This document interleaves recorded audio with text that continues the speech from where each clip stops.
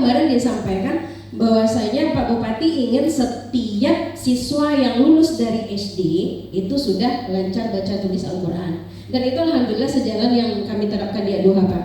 Jadi karena kita mulainya dari unit TK, itu di TK itu sudah kita mulai dari pengenalan huruf hijaiyah lepas, itu standar gitu ya. Jadi tamat TK minimal anak itu sudah bisa. Kalau kita, karena kami kemarin saya sampaikan juga, yang cocok untuk pendidikan anak usia rendah itu metode Iqra karena keterbatasan cara belajar mereka. Jadi kan banyak ada metode Umi, ada metode cantelan apa segala macam ininya, ada kiroati dan segala macamnya. Cuman saya meyakini dengan cara atau pola kemampuan belajar anak kelas rendah itu sangat cocok dengan metode Iqra. Karena bunyinya masih satu-satu, mereka masih belajar membaca, itu sangat cocoknya dengan itu.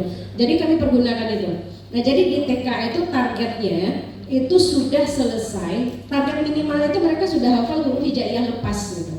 Nah, jadi kalau target maksimalnya itu kan terserah kemampuan anak. Ada juga anak TK kami yang sudah selesai Iqra 6, artinya dia sudah bisa baca Quran sebelum masuk SD-nya, ada juga gitu. Tapi paling tidak itu mereka huruf hijaiyah itu sudah, yang lepas itu sudah selesai, Iqra 1 itu sudah selesai. Nah, kemudian untuk di SD kami gunakan metode Iqra juga karena masih pola belajarnya masih sama dengan anak TK. Itu kami bikin target di kelas 3 sebelum naik kelas 4 itu semuanya sudah selesai. Jadi artinya ketika masuk kelas 4 itu sudah baca Quran. Nah, jadi 1, 2, 3 masih belajar Iqra. Nah, 1, 2, 3 itu masih Iqra. Nah, kelas 4 mereka sudah baca Al-Quran dengan lancar, maka pengoptimalan menghafal Al-Quran itu kita mulai dari kelas 4. Tapi memulai menghafal itu dari TK udah kita mulai. Kita sudah punya target-target target-target yang rutin atau target pasti yang kita susun. Jadi TK itu batasannya setiap tahun itu kalau tidak salah sampai surat Asyam untuk TK itu. Jadi seperti kata Pak Toton tadi, walaupun belum bisa baca Quran tapi menghafalkan sudah bisa karena itu pembiasaan. Nah, kemudian untuk BTQ-nya itu kita sudah selesai di kelas 3. Jadi kelas 4 itu anak sudah baca Al-Quran sendiri. Artinya ketika masuk program menghafal, mereka sudah bisa menghafal mandiri. Kelas 4 itu sudah menghafal mandiri. Kalau 1, 2, 3 kita tuntun. Jadi ada kebiasaan pagi. Jadi kita masuknya tetap setengah 8. Itu kita ambil 30 menit pertama itu untuk pembiasaan. Jadi kita nggak langsung belajar. Jadi kelas 1, kelas 2 itu berapa menit? 30 menit. 30 menit. Iya. Hanya kita potong 30 menit untuk pembiasaan tadi. Jadi 1, 2, 3 menghafal itu dituntunkan gurunya karena belum menghafal, bisa menghafal sendiri. Nanti 4, 5, 6 mereka sudah menghafal mandiri tapi tetap di kebiasaan pagi. Jadi kebiasaan pagi mereka menghafal tapi sudah mandiri gitu Pak.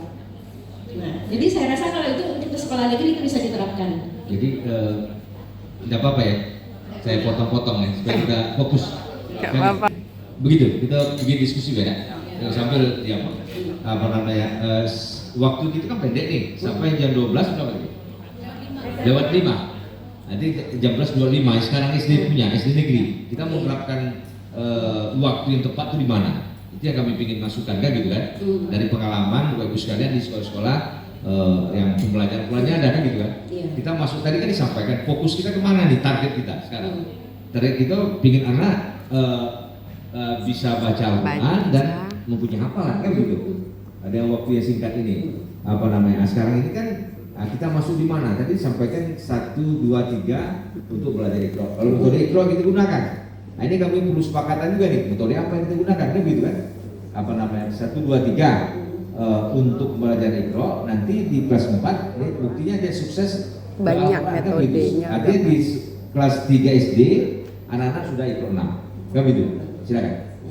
Baik, untuk pembiasaan pagi saya belum pernah menghitung secara pasti kalau untuk SD itu harusnya apakah memang keluarnya jam 12 kalau dengan penerapan kurikulum merdeka harusnya lebih.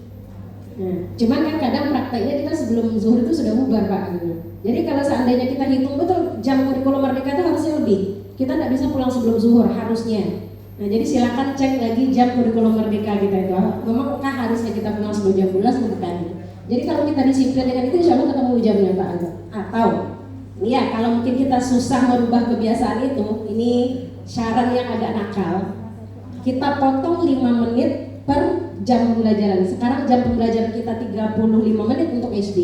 kita potong 5 menit per jamnya itu, maka ketemulah 3,5 jam itu untuk kebiasaan pagi. Itu bisa juga Pak. Kan 35 menit, kita ambil 5 menit setiap jamnya itu, 6 kali 5 menit kan sudah 30 menit ya. Ketemu dia Pak. Maksudnya jam tiap jam pelajaran itu kita potong 5 menit. menit. Itu ketemu jam insya Allah. Nanti kita hati-hati juga nih, Menteri Pendidikan Nasional kan mengamanatkan ke kami kepala daerah untuk konsentrasi di 4 mata pelajaran, yaitu pertama MTK, kimia, fisika, dan biologi kan. Di SD itu apa nih? Gabungan ini? MTK? SD itu IPAS namanya Pak. IPA ada? IPAS, ilmu pengetahuan alam dan sosial. Ya. Jadi dia digabung. Ya. Kalau di sini. Nah ini hati-hati kita potong ya, karena tujuan bangsa kita juga kita harus menguasai ilmu pengetahuan dan teknologi. Gitu. Iya. Apalagi nanti orang udah menguasai drone, kita nggak menguasai drone kan gitu. Nah, ini kita harus hati-hati. Silakan Bu. Ya jadi saya tidak, makanya saya bilang tadi saran yang agak nakal, karena saya ngomongnya di depan Bu Dinas agak berani gitu. Kalau Bu Dinas merestui kan nggak apa-apa Bu ya. Gitu. Ya karena dia tidak akan menghilangkan esensi gitu kan, kita potong cuma 5 menit gitu kan, insya Allah tidak akan menghilangkan esensi gitu Pak.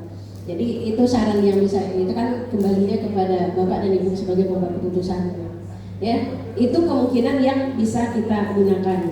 Nah, jadi saran Ibu terbaik gimana? Saran Ibu dengan jam waktu sampai jam 12, di mana kita masukkan? Jam berapa menit? Insya Allah dari pengalaman 30 Ibu, dari pengalaman Ibu mendidik anak-anak di sekolah untuk pemahaman Al-Quran ngaji jam 12 lewat keluarnya. Dia beda ini Pak. Kalau seandainya targetnya itu kan pembiasaan pagi Pak ya. Kalau target untuk bisa selesai Al-Quran itu di kelas 3 itu kami memasukkannya ke dalam kegiatan intrakurikuler. Cuman kalau di SD negeri artinya kan harus nambah jam, ataupun di SMP negeri kan artinya harus nambah jam. Kan ini yang mungkin berat karena harus ada perda, harus ada perbuk gitu. Nah kemudian waktu 30 jam ini mungkin masih bisa kita manfaatkan, tapi mungkin targetnya lebih kita panjangkan. Artinya dia tidak bisa baca Quran di kelas 3, mungkin di kelas 6-nya, karena waktunya cuma 30 menit. Kalau kami itu karena kami masukkan ke dalam kegiatan intra Pak. Jadi jam pembelajarannya tidak kami potong, jumlah jamnya tidak kami kurangi, tapi memang jam belajarnya kami tambah. Makanya kelas 1, 2, 3 di Aduha itu pulangnya jam 2:30. Karena memang ada penambahan jam Al-Quran 6 jam seminggu. Nah, jadi itu kan nanti itu yang bisa kita diskusikan nanti. Apakah memang dengan mengkaji ulang jumlah jam yang tidak sadar kita potong itu, atau memang mengoptimalkan yang ada, atau memang memasukkannya ke intra? Karena peluang memasukkan ke intra itu ada Pak, kan muatan lokal kita sering nggak jalan. Kan ada memang peraturan bahwasanya harus ada muatan lokal di setiap daerah, cuma kan di kita kan belum ada gitu. Kan itu bisa kita ambil opsi gitu. Nah tinggal nanti mungkin Bapak keluarkan mungkin perbuk di awal siap itu sambil menunggu perda kan bisa gitu. Nah itu bisa kita kaji semuanya gitu. Ya, kalau mengandaikan itu masih bisa kita lakukan ya dengan cara mengulur waktunya gitu. Mungkin di Aduha bisa selesai dalam 3 tahun, mungkin di SD negeri bisa selesai dalam 6 tahun. Itu bisa diinikan. Nah itu yang kedua Pak ya. Kemudian penetapan tujuan yang real, kemudian penentuan target capaian. Nah jadi kalau di SD itu kita punya target itu 2 juz hafalan, karena tadi targetnya di kelas 3 sudah selesai Al-Quran. Jadi di kelas 6 itu kita targetkan 2 juz selesai. Jadi setiap tahun itu insya Allah alhamdulillah yang SD itu sudah sekitar 80 sampai 100 orang. Nah kalau untuk SMP itu karena sebetulnya SMP kami itu banyak juga yang tidak bisa baca Quran karena tidak semuanya dari Aduha, ada yang dari luar juga. Tapi alhamdulillah seminimalnya mereka bisa khatam 3 juz hafalan. Nah yang paling tinggi itu pernah sampai 6 sampai 7. Yang SD pernah 12. Sampai 12 ya gitu. Karena dia memang kencang kan. Nah kemudian pembentukan SOP pembelajaran, artinya begini, kita tidak bisa mempercayakan 100% pembelajaran Al-Quran itu kepada guru agama saja, tetap harus ada SOP yang diikuti. Karena apa? Kalau seandainya kepala sekolah, wakil kurikulum tidak paham bagaimana pembelajaran Al-Qurannya, kadang kita sering diakal-akalin gitu Pak. Udah dijalankan sudah, karena kita nggak punya alat kontrol. Tapi kalau kita punya alat kontrol, insya Allah kita bisa mengukur. Oh ini harusnya sampai di sini, tapi cara pandai itu bisa kita inikan. Oke, saya lanjutkan. Sudah lebih 10 menit, mohon maaf. Kemudian mengintegrasikan ke dalam pembelajaran. Jadi nanti di kami itu ada namanya pembiasaan, itu yang kita lakukan pagi, kemudian intrakurikulernya itu dengan cara menambah jam tadi, kemudian pengayaan lewat tafsir. Jadi ke dalam RPP kami itu Pak, sekarang namanya perencanaan pembelajaran ya, sudah ganti lagi. Itu di setiap modul itu, di setiap PP itu wajib berisikan ayat Al-Quran atau sirah atau hadis yang berkaitan dengan materi itu.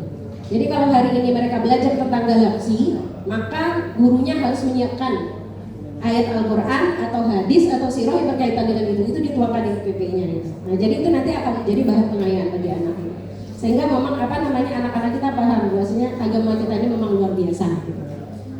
Kemudian yang perlu kita sadari itu adalah ini yang kami terjemahkan itu Pak, kewajiban kita sebagai muslim itu terhadap Al-Quran itu kan ada beberapa: membaca, menghafal, mengamalkan, mengajarkan. Nah, maka masuklah seperti yang tadi Pak Bupati sampaikan, bahwasanya ketika kita sudah bisa membaca, bisa mengamalkan, maka tugas kita mengajarkan. Artinya semua guru harus bisa baca Quran. Jadi di Aduha itu Pak, yang ngajar Al-Quran itu bukan cuma wali kelas, bukan cuma guru agama, semua guru. Kalau untuk kelas rendah itu gurunya wajib bisa baca Quran dengan baik. Nah, jadi kita tidak tergantung dengan guru agama. Akan sangat merepotkan nanti Pak, kalau seandainya guru agama satu di sekolah yang harus dia handle itu 9 rombel. Nah, itu akan pusing menghadapinya gitu. Ya. Jadi artinya guru-guru memang harus lebih disiapkan sehingga tidak tergantung dengan satu guru agama saja. Sebagian besar guru itu harus bisa belajar Al-Quran gitu. Jadi karena kami memang sudah dari awalnya konsepnya begitu, jadi insya Allah itu tidak jadi masalah. Kita mulai dari mana saja tidak masalah. Cuman kalau bisa mengusul untuk sekolah negeri, mungkin yang paling akan aman dilaksanakan itu kita mulai bertahap gitu. Jadi kita nggak bisa mulainya tuh dari level kelas 1 sampai kelas 6. Kita mulai dari level kelas 1 saja, atau kelas 1, kelas 4, dan kelas 7 SMP. Karena itu akan lebih mudah kita memonitor dengan tenaga yang ada di awal. Karena kalau kita sekaligus serentak itu akan sangat pusing untuk mengkoordinasikannya gitu Pak. Karena rata-rata tidak semua kepala sekolah juga yang paham membaca Al-Quran dengan baik gitu. Tidak paham dengan tajwid dengan baik. Jadi ketika mengevaluasi pun sering kebingungan. Kemudian mungkin yang paling awal yang mesti kita butuhkan itu adalah target real yang harus Bapak Bupati dan Ibu Kadis turunkan gitu. Apa sebetulnya yang memang dituntut dari tamatan RA, TTK, tamatan SD dan tamatan SMP, sehingga itu nanti akan menjadi bahan acuan bagi kita untuk membreakdown target lebih kecil gitu. Jadi kalau cuma sekedar pembiasaan, sekedar memasukkannya kepada kegiatan kurikuler, mungkin target besar untuk bisa baca Quran taman SD itu mungkin tidak akan ketemu. Baik Bapak Ibu, mungkin demikian yang bisa kami bagi. Kalau nanti ada kesempatan untuk berdiskusi, insya Allah kami tambahkan lagi. Demikian saja, mohon maaf atas segala kekurangan. Terima kasih atas perhatiannya. Billahi taufiq wal hidayah. Assalamualaikum warahmatullahi wabarakatuh.